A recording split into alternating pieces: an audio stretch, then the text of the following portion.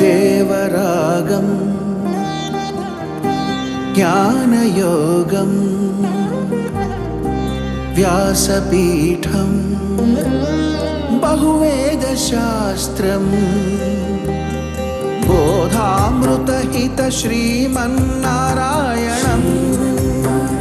శివగౌరీ సంభాషిత సకల పురాణం అష్టాక్షరి పంచాక్షరి మంత్రావరణం అఖిల దేవతా సంస్తుతి పారాయణం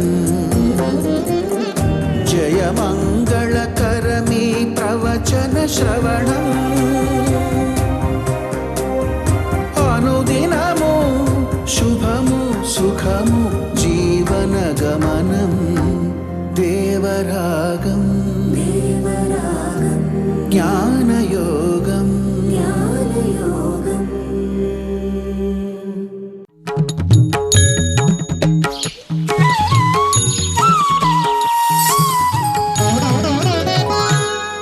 ఆపదామపహర్తారం దాతారం సర్వసంపదాం లోకాభిరామం శ్రీరామం భూయో భూయో నమామ్యహం. జై శ్రీమన్నారాయణ. ప్రియ భగవద్బంధులారా, అనంత కళ్యాణ గుణాకరుడు భగవంతుడు, ఇది మనకి వేదాలు చెప్తున్నాయి. సోస్నుతే సర్వాన్ కామాన్ సహ బ్రహ్మణ విపశ్చితేతి, వేదం చెప్తోంది. సహ అస్నుతే, కర్మబంధము తొలగి భగవంతుణ్ణి చేరిన జీవుడు అస్నుతే అనుభవించును. ఏమి అనుభవించును? సర్వాన్ కామాన్ సహ బ్రహ్మణ విపశ్చిత, సహబ్రహ్మణ భగవంతుడితో పాటు. కామాన్ అస్నుతే, కామాన్ వీడు కోరుకునేటటువంటివి.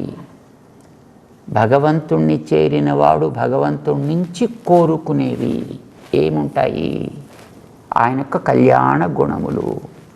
కామాన్ అంటే ఆయనలో ఉండే అతి ఉత్తమమైనటువంటి కళ్యాణ గుణములతో కలసి, సహబ్రహ్మణ భగవంతుడితో భగవంతుడి గుణములని కూడా కలిపి అస్నుతే అనుభవించును. ఇది వేదం చెప్తాను. అంటే భగవంతుడు నిర్గుణుడు కాదు, ఉత్తమ కళ్యాణ గుణ ఆకరుడు. ఆకరుడు అంటే గని, గుణములకి గని లాంటివాడు. కళ్యాణ గుణ సాగరుడు, ఆయన గుణములకి సముద్రం లాంటివాడు ఆయన. మరి కొన్ని చోట్ల నిర్గుణుడు అని అంటుంటారు ఏమిటండి అని మళ్ళీ మనకు ఒక ప్రశ్న వస్తుంది వెంటనే మాట వినగానే. ఎస్, నిర్గుణుడే. మరి గుణాలు ఉన్నాయంటారండి? ఎస్, సముద్రం లాంటి గుణాలు ఉన్నాయి. మరి లేవంటారండి గుణాలు? అవును, లేవు. మరి ఉన్నాయంటారండి? అవును, ఉన్నాయి. ఏమిటిది పిచ్చివాడు మాటల్లాగా? ఉన్నాయి, లేవు, అది నిజమే, ఇది నిజమే. ఇది రామానుజాచార్య స్వామి వారు చేసినటువంటి మహోపకారం. వారికి ముందుండేటటువంటి వాళ్ళు తర్వాత మరికొంతమంది కూడా ఉన్నాయి అంటే ఆ ఉన్నాయి అని చెప్పే మంత్రాలే కరెక్ట్ కాబోలనుకున్నారు. నిర్గుణుడు లేనివాడు అని అంటే లేవని చెప్పేదే కరెక్ట్ అని అనుకున్నారు కొంతమంది. కనుక ఆయన నిర్గుణుడు, నిరాకారుడు, నిరంజనుడు. సో వీళ్ళకి వాళ్ళకి మధ్యలో ఒక పెద్ద ఆఘాతం ఏర్పడిపోయింది. కానీ రామానుజులు వారు చూశారు, ఇవి చెప్పింది ఆఘాతం కోసం కాదర్రా బాబు, వీటన్నిటినీ కలిపి చక్కగా మధ్యలో మంచి సేతు వేసుకొని మనం హాయిగా ఆస్వాదించడం కోసం. ఉన్నాయి, రైటే, లేవు, సరి అయింది, రెండూ మంచివే. ఎలా అవుతాయి? ఎలా అవుతాయంటే, ఉన్నాయి అనంటే ఆయనకి మాత్రమే తగినటువంటి అద్భుతమైనటువంటి గుణములు మరొకడికి ఉండడానికి అవకాశం లేని అతి ఉత్తమమైనటువంటి గుణములు కలిగిన వాడు ఆయన. మరి లేవు అనంటే నీలాంటి నాలాంటి గుణాలు లేనివాడు ఆయన. మనం ఎంత మూర్ఖులమో మనకి తెలుసును, మనం ఎంత అజ్ఞానులమో మనకి తెలుసును.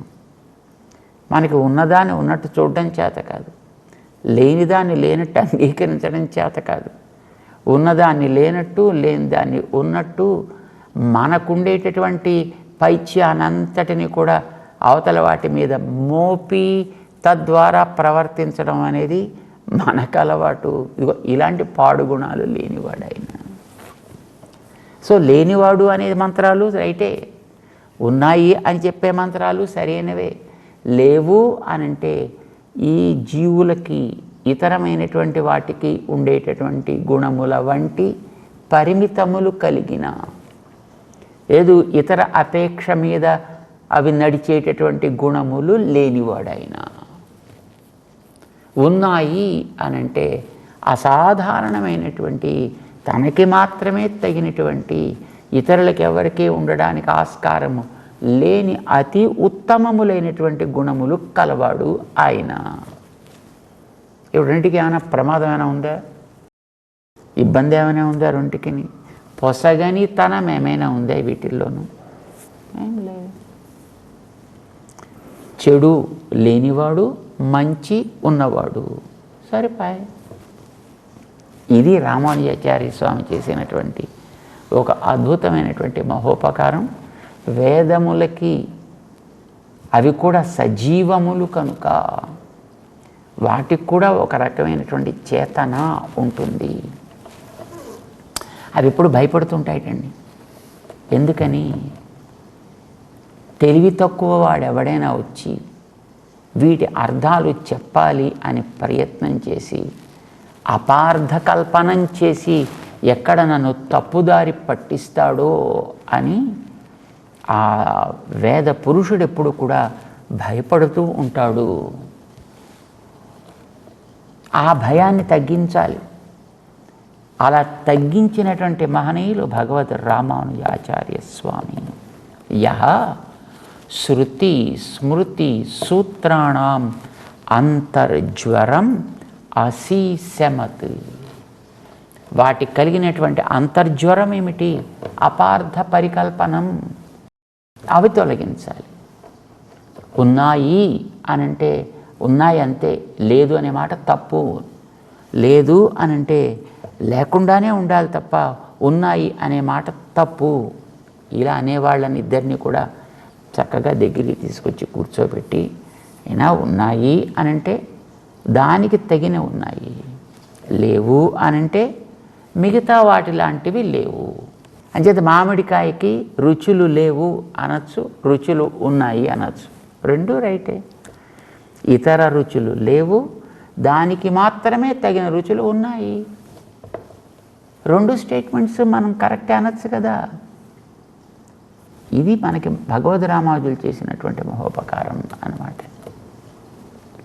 సో భగవంతుడికి అద్భుతమైనటువంటి కళ్యాణ గుణములు ఉన్నాయి. ఆ గుణాల్లోకెల్లా అతి గొప్ప గుణం, గుణములకన్నిటికీ కూడా రాజు లాంటి ఒక గుణం ఒకటి ఉంది. అసలు దాన్నే గుణం అంటే అనాలి అంటాడు వాల్మీకి భగవానుడు శ్రీరామాయణాన్ని ఆరంభం చేస్తూ. నారదుల వారు వాల్మీకి ఆశ్రమానికి వచ్చినప్పుడు ఆయనకి చక్కటి ఆదరణ చూపించి ఆతిథ్యాన్ని ఇచ్చి, నాకు కొన్ని సందేహాలు ఉన్నాయి మహర్షి, అడగమంటావా అని అడిగాడు ఆయన. అడగవా అన్నాను. కోన్వస్మిన్ సాంప్రతం లోకే గుణవాన్ కహ కశ్చ వీర్యవాన్ ధర్మజ్ఞశ్చ కృతజ్ఞశ్చ సత్యవాక్యో దృఢవ్రత అంటే ఇలా అడుక్కుంటూ వెళ్ళిపోయాడు ఆయన. ఓ 16 గుణాలను గురించినటువంటి ఒక పెద్ద జాబితా ఇచ్చాడు ఆయన. ఇవి కలిగిన మనిషి ఈ రోజుల్లో ఉన్నాడా అని అడిగాడు ఆయన. ప్రశ్న ఏమిటి, సమాధానం ఏమిటి మనకి అది ఇప్పుడు ప్రస్తావన కాదు. కానీ అందులో మొట్టమొదట అడిగినదే గుణవాన్ కహ. దాని తర్వాత ఇంక మిగతావన్నీ కూడా మళ్ళీ ధర్మజ్ఞ, కృతజ్ఞ, సత్యవాక్య, దృఢవ్రత అవన్నీ కూడా మళ్ళీ గుణాలే. మళ్ళీ గుణాల లిస్టు ఒకటి ఏకరువు పెడుతూ మొదట మళ్ళీ గుణవాన్ కహ అని ఎందుకు అడిగాడండి అని ప్రశ్న వేసుకున్నారు మహానుభావులైనటువంటి మన పూర్వ ఆచార్యులు. అప్పుడు చెప్పారండి దాన్ని, నాయనా మిగతావన్నీ గుణములు, ఆయా గుణములకి ఇది ఫలానా గుణము అని చెప్పి ఆ గుణాన్ని చెప్పాలి. ధర్మజ్ఞత అనే గుణము, సత్యవాక్య పరిపాలకత్వం అనే గుణము, మిగతావన్నీ గుణములు ఏమేమిటో అది చెప్పాలి. ఏ విశేషణం వేయకుండా, ఏ రకమైన ఉపపదం లేకుండా కేవలము గుణము అని అంటే ఒక్కటే గుణము. ఏమిటది? ఎంతవాడు తానైనా, ఆవలివాడెంతవాడైనా అరమరికలు లేక కలిసిపోగలిగేటటువంటి యోగ్యత. అలా కలుస్తున్నాననే భావన కూడా మనస్సులో, నేనేదో పెద్ద ఉద్ధరిస్తున్నాను అనే భావన కూడా లేకుండా కలిసిపోగలుగుట.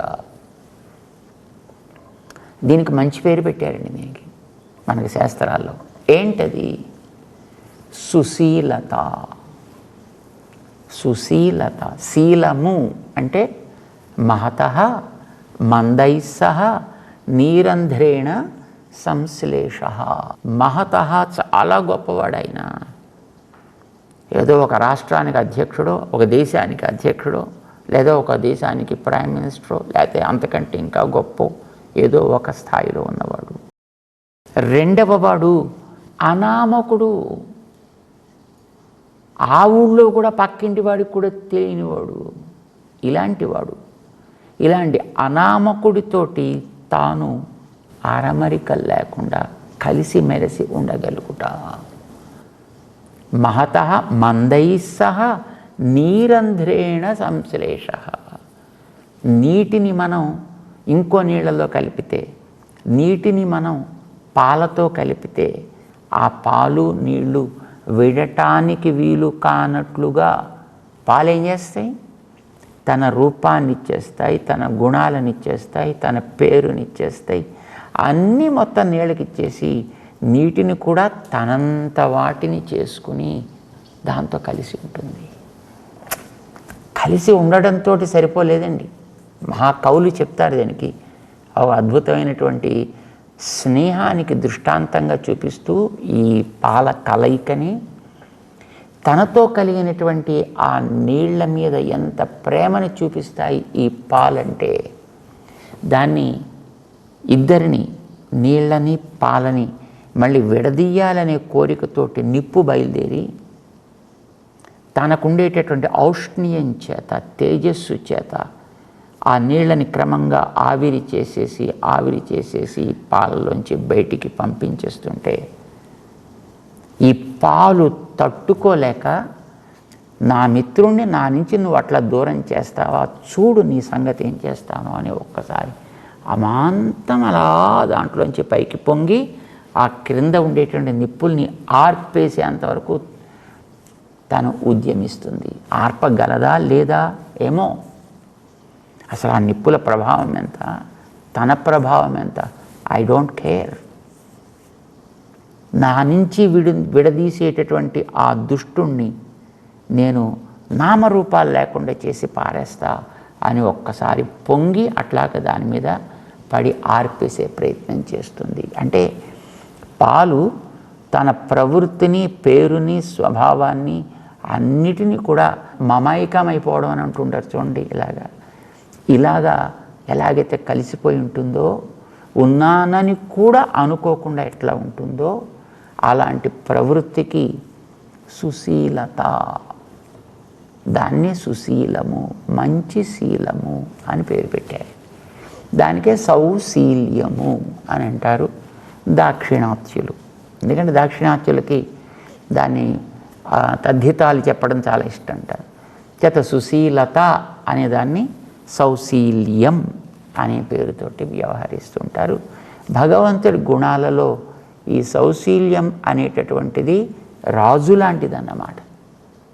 గుణాలన్నిటినీ కూడా మనం దాంట్లో కొంతమంది క్యారెక్టర్స్ కింద క్రియేట్ చేస్తే ఆ క్యారెక్టర్స్ అందరికీ కూడా రాజు లాంటిది ఆయనలో ఉండే సౌశీల్యం. అంచేత ఎప్పుడైనా ఉత్త గుణము అనే పదం చెబితే అది సౌశీల్యానికే చెందుతుంది. మిగతా గుణాలకన్నిటికీ ఆయా పేర్లు పెట్టి చెప్పాలి. అందుకోసమనే ఇలాంటి సౌశీల్యం కలిగిన వాడెవ్వడు అని అడిగాడు వాల్మీకి నారదుణ్ణి. సరే సమాధానం చెప్పాడు. తర్వాత రాముడని ఆయన ఇప్పుడే ఉన్నాడు అయ్యా ఈ రోజుల్లోనే అని చెప్పాడు ఆయన. తర్వాత రామకథను వివరిస్తాడు. రాముడిలో అది ఉన్నాయా అంటే మనం ఆయన చరిత్రను చూడాలి. ఎక్కడో ఊరు పేరు లేనివాడు, ఆటవికుడు, గుహుడు, ఎక్కడో అడవుల్లో ఉండేవాడు ఆయన.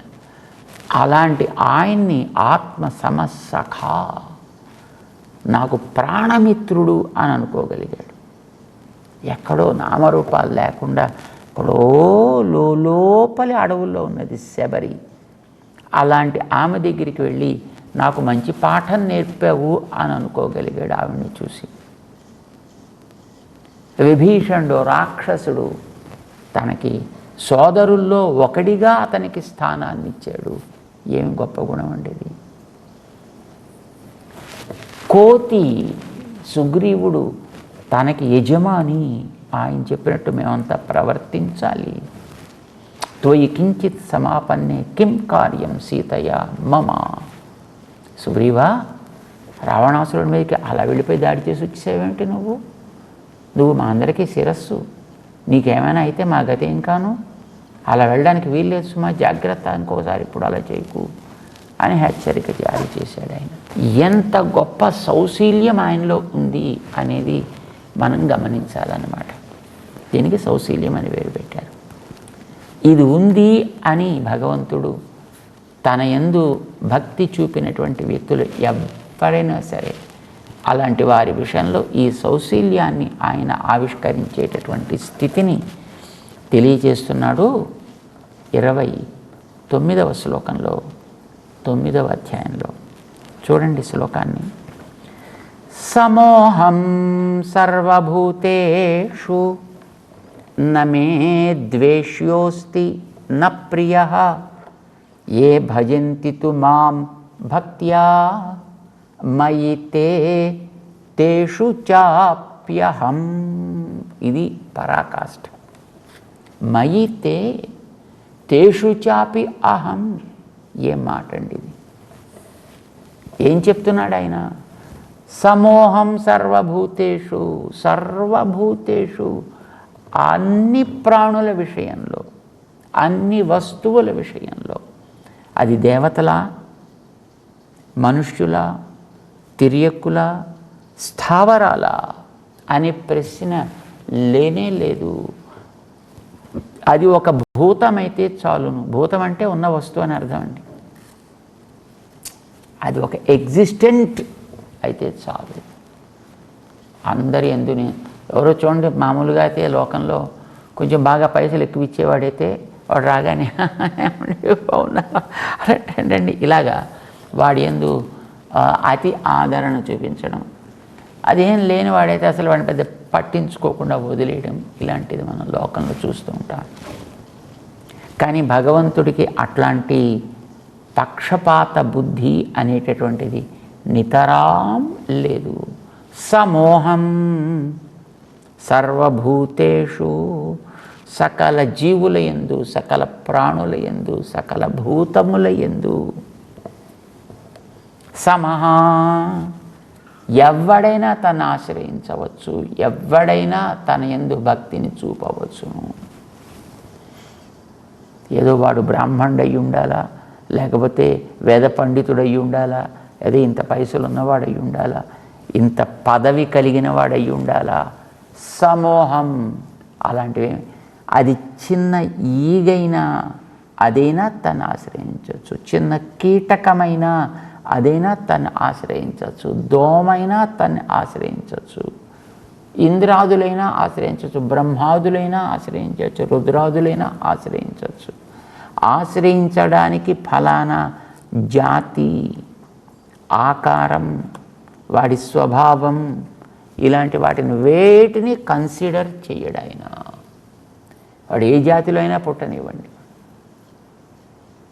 వాడు మ్లేచ్ఛోపి మహీపాల అంటుంది మనకి పురాణం. వాడు మ్లేచ్ఛుడైనా సరే వాణ్ణైనా అనుగ్రహిస్తా. స్వపచోపి మహీపాల, వాడు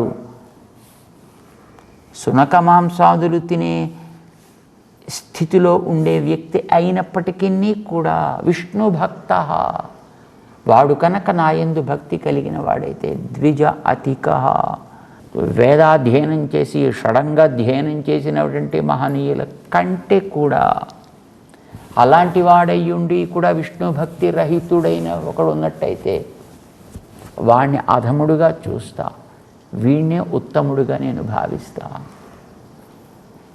అన్ని రకాల యజ్ఞాలు చేసి యాగాలు చేసి అన్ని రకాలైనటువంటి విజ్ఞానం కలిగినప్పటికీ కూడా విష్ణు భక్తి రహితుడైతే వాడు కర్మచండాలుడు. వాడు.